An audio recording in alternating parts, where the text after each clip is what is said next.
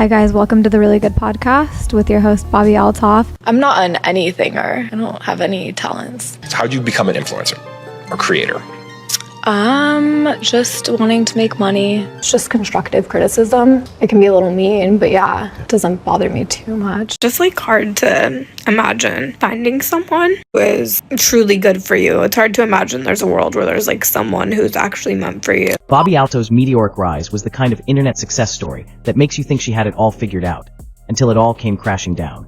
Not too long ago, she was one of TikTok's most recognizable faces, the sarcastic mom content creator. Yes, I did name my daughter Richard. There is nothing more embarrassing than walking around with one of these. And hilariously awkward, the kind of delivery that made you think she wasn't even trying, which somehow made it funnier. But that wasn't all. She built a whole brand off that style, parlaying her TikTok fame into a hit podcast with a vibe unlike anything else. You can leave now.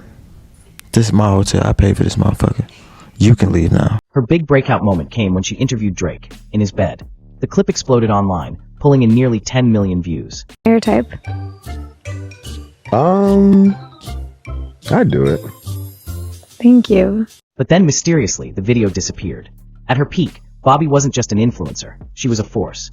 She had over 8 million TikTok followers, 1.5 million YouTube subscribers, brand deals pouring in, and an estimated net worth of $4 million. She was being represented by the biggest talent agency in entertainment, securing A-list guests for her show within weeks of launching. It looked unstoppable. And yet, here we are. The podcast is gone. Her brand is in free fall. She's reportedly broke and homeless. The question is, how did someone go from internet royalty to losing it all in record time? Let's rewind. Bobbi first blew up on TikTok with her parody, mom blogger content. She leaned hard into the awkward, almost uncomfortable humor. Yes, I did name my daughter Richard. I just always really loved the name Richard, and I wanted a boy, but I had a girl, and I decided to name her Richard anyway. There is nothing more embarrassing than walking around with one of these. Everyone knows how it got there. You know what you did. It was weird. It was cringy. But it worked. She was pulling in hundreds of thousands of dollars a year from brand deals. In her own words, I was making around $250 to $300 a year. Thousand. Yeah. From brand deals on TikTok. Wow. And 250 is great and all, but it's hard to come up with content with just me every day. $250,000 a year as an annual income is great and all. Yes. It is great. It is great. Not bad for a one-woman operation filming short clips at home. But TikTok fame can be fickle. And Bobbi knew it. So she pivoted, launching the Really Good Podcast. Hi guys, welcome to the Really Good Podcast with your host, Bobbi Althoff. Right out of the gate, people started calling her an industry plant. The theory: no regular podcaster gets in bed with 6ix9ine, interviews Mark Cuban, and signs with Hollywood's top talent agency in their first week. Fans weren't buying the self-made narrative. I believe in my podcast, so I'm trying my best. I've had a few guests, some D-list celebrities. Even she admitted on air that she had no real talent, just a knack for riding the wave of internet attention. And as quick as the rise came, the backlash followed. The criticism started getting to her. She admitted that online comments, even the constructive ones, broke her down mentally. I know. You're not an industry plant, right? I am, but... You do feel kind of planty. We do have the same manager, so is this I know, isn't that crazy? It feels a bit planty. This is definitely planty. You got here in 5 minutes. It took me 20 years. Hey, it has been a minute. What I think industry plan is, it's somebody that has been that is tied to someone else in the industry and uses those connections to capitalize, and they have zero talent. I'm not an anythinger. I don't have any talents.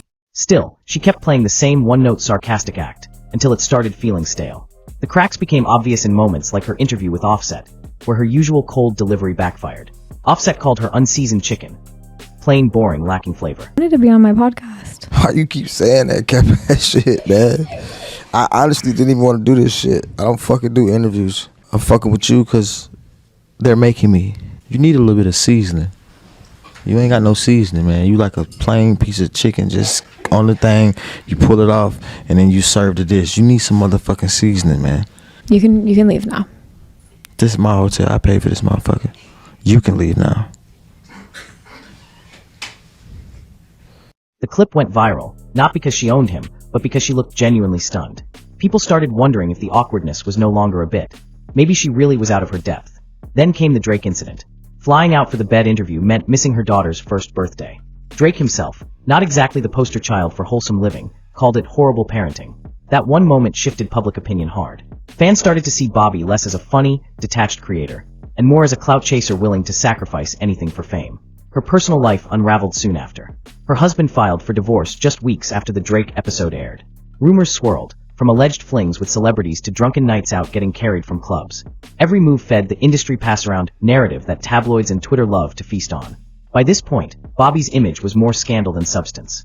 Her podcast guests went from A-list stars to people most viewers had never heard of. Solo episodes were pulling a fraction of her old numbers. The Drake and Offset moments might have been controversial, but they still drew attention. Without those big spikes, the views and the money dried up. Finally, she announced the end of the Really Good podcast. The last episode, a strange mix of forced humor, awkward singing with her sister, and what felt like a highlight reel of her past glory.